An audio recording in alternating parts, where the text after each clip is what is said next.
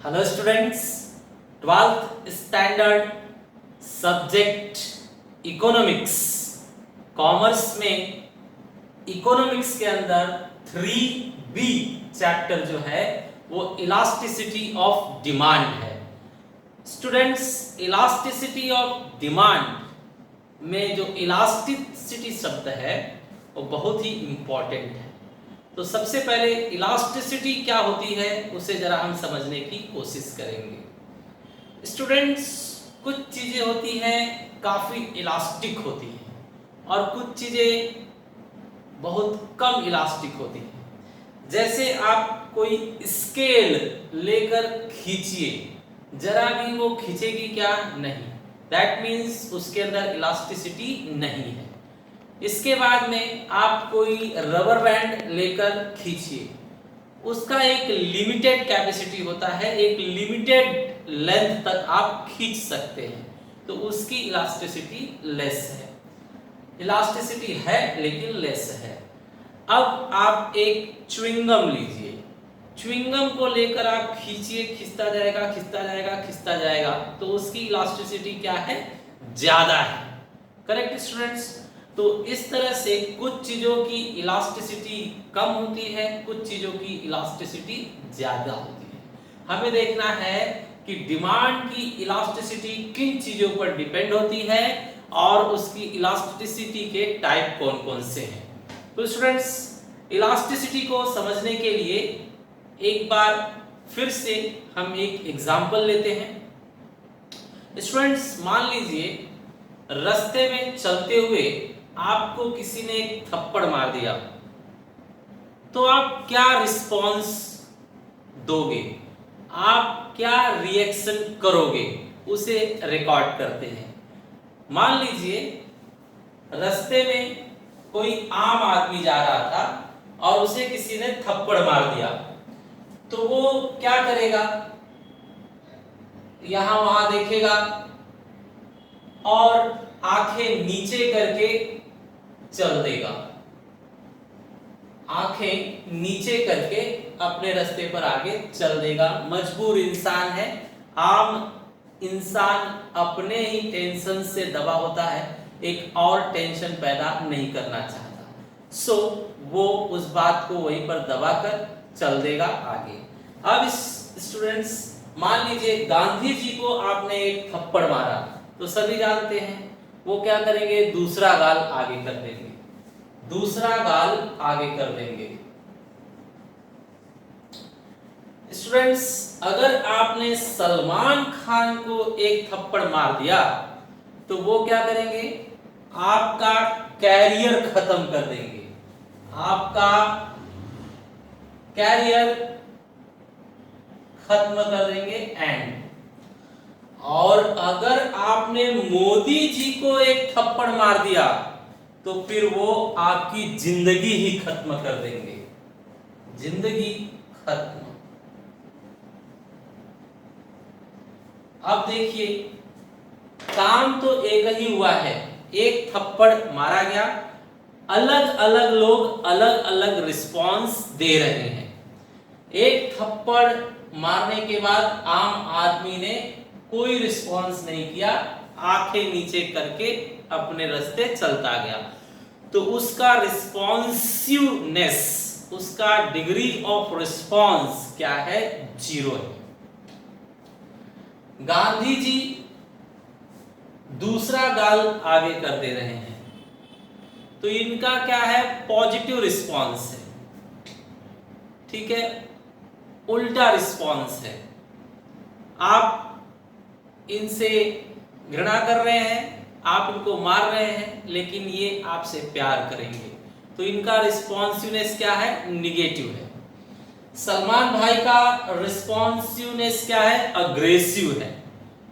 इनका response comparatively ज्यादा है। आपने एक थप्पड़ मारा तो ये आपको 1000 थप्पड़ मार देंगे, आपकी कैरियर, आपका जो फ्यूचर है वो खत्म कर देंगे। तो ये क्या है? मोर इलास्टिक है, कंपैरेटिवली ज्यादा इलास्टिक है। और मोदी जी को अगर किसी ने एक थप्पड़ मार दिया तो वो उनकी जिंदगी खत्म कर देंगे। तो ये क्या है, इनफाइनाइट इलास्टिसिटी है।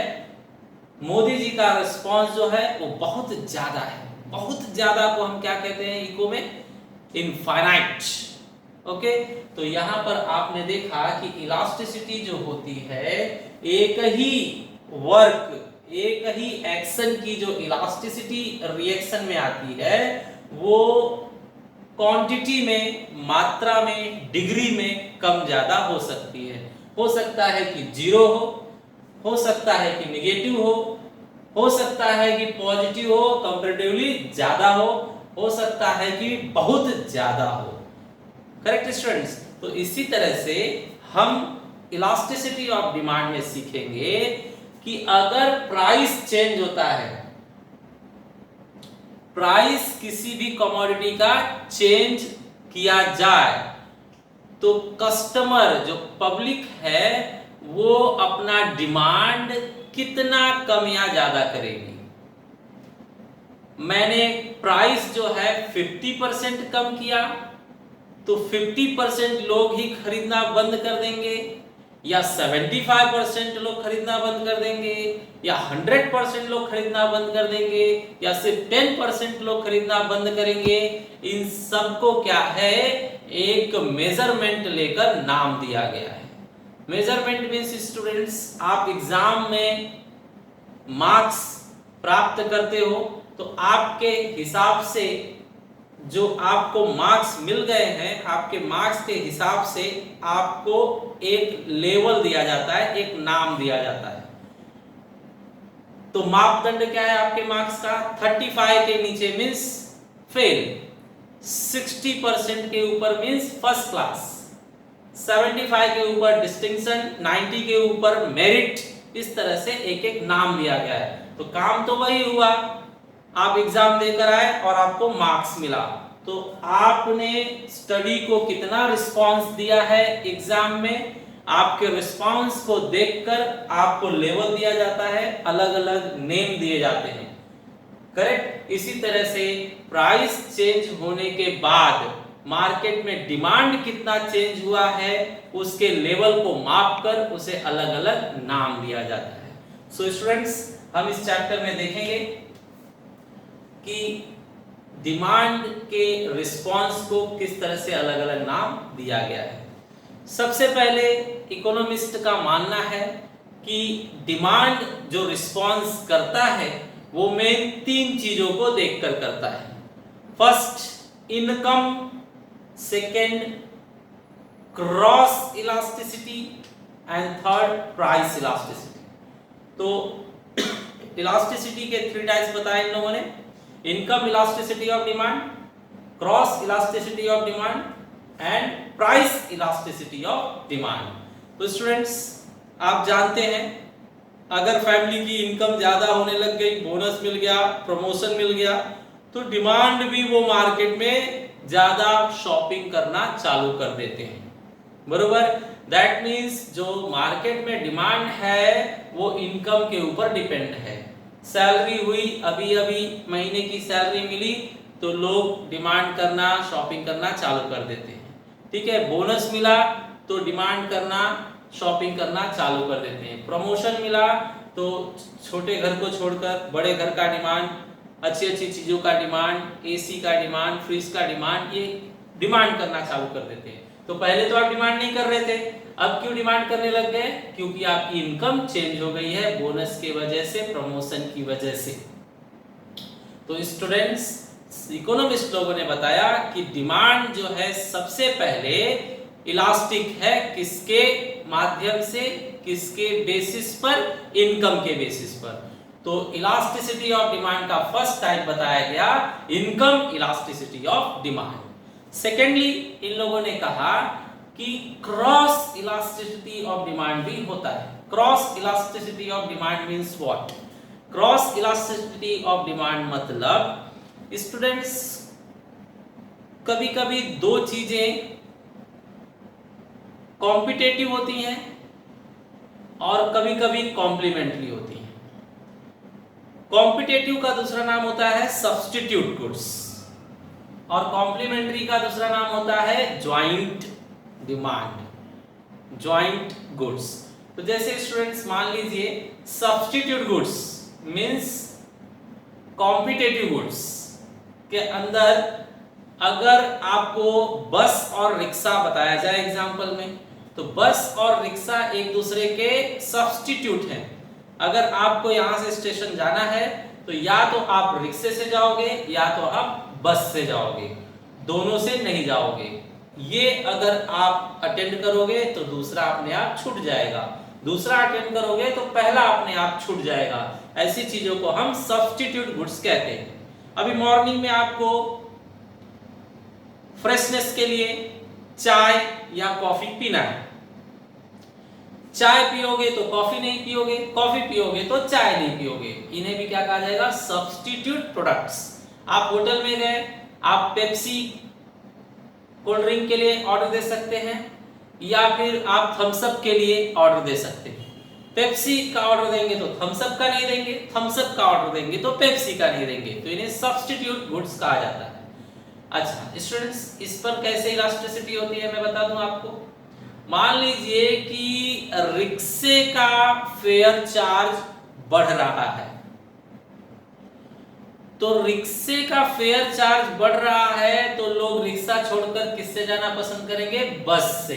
तो बस का तो प्राइस अप एंड डाउन नहीं हुआ, करेक्ट? अप एंड डाउन किसका हुआ है? रिक्शे का। तो रिक्शे के प्राइस के चेंज की वजह से बस के डिमांड में क्या हुआ है? बदलाव आया है, बस का डिमांड बढ़ गया है। तो किसी एक प्रोडक्ट के प्राइस में चेंज होने की वजह से किसी दूसरे प्रोडक्ट के डिमांड में चेंज बदलाव होता है, ऐसे बदलाव को हम क्रॉस इलास्टिसिटी ऑफ डिमांड कहते हैं। Cross elasticity of demand, correct? Okay, next आपका है प्राइस इलास्टिसिटी ऑफ डिमांड। तो इकोनॉमिस्ट लोगों ने प्राइस इलास्टिसिटी ऑफ डिमांड को मेन मुख्य बताया है।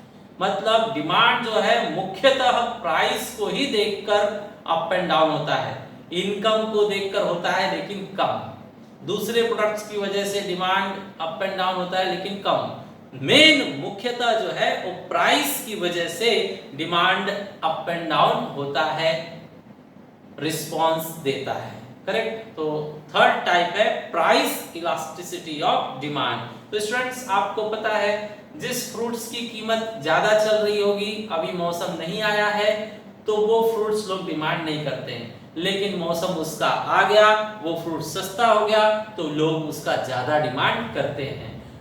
आप जानते हैं कि सोने चांदी का लोग न्यूज़पेपर में प्राइस देखते हैं, जिस दिन प्राइस कम हो गया परचेज कर लेते हैं, जिस दिन प्राइस ज्यादा है नहीं परचेज करते हैं, ठीक है? तो बहुत सारी चीजों को लोग क्या है प्राइस पूछकर ही, आप मार्केट में जाते हो, आपको कपड़े पसंद आ गए हैं, आपको शो पीस पसंद आ गया है, लेकिन आप लोगे कि नहीं, डिमांड करोगे कि नहीं, वो किस पर डिपेंड होता है? प्राइस पर।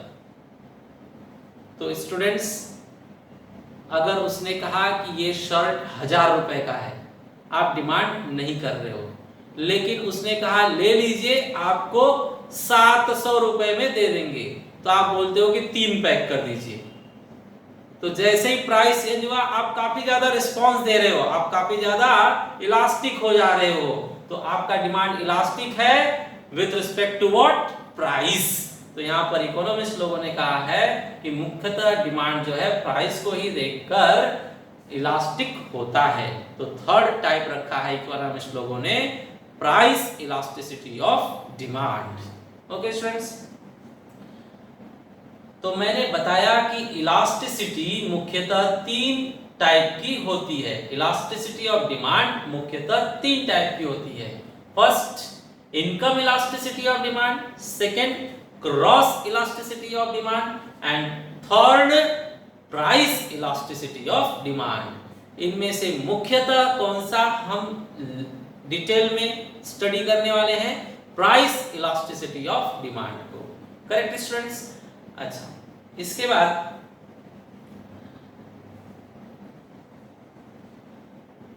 आप जैसे स्टडी करते हो तो आपके मार्क्स जो आते हैं वो किस पर डिपेंड है बताइए?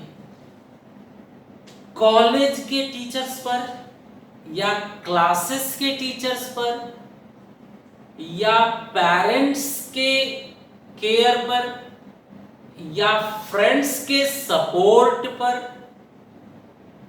तो जो पढ़ने लिखने वाले या जो दिमागी बच्चे हैं वो बोलेंगे सर सब साइड में रखिए, जो मार्क्स एग्जाम में आएंगे वो हमारे स्टडी पे डिपेंड होंगे मुख्यतः।